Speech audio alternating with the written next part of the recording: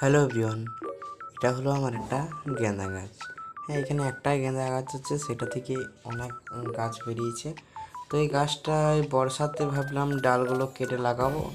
তো চলো কীভাবে কেটে নিতে হয়, কীভাবে লাগাতে হয় সব বলবো। তো এরকম একটা কাটা নিয়ে যাবে। আর দেখো আমার এখানে পুরো শিকড় বেরিয়ে গেছে, তাহলে সহজ হবে চারাটা তৈরি করা। তো এর এবং সরু সরু ডালগুলো সব কেটে নেবো, শিকড়যুক্ত যে ডালগুলো আছে। তো পটপট করে সব যত তোমরা করতে চাও করে নেবে। হ্যাঁ, এটা সাদা মানে হলুদ ফুলের গাছ। ওকে, দেখো পটপট করে সব আমি কেটে নিয়ে চলে এসেছি। এবার এইরকম একটা মিডিয়া নিতে হবে, একদম ঝুরঝুরে মিডিয়া নিলে শিকড় বিস্তার ভালো হবে।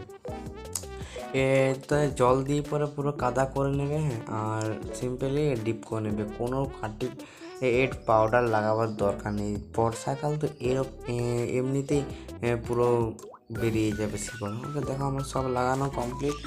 আর এখন বর্ষাকাল তো সহজেই চারা করা তৈরি।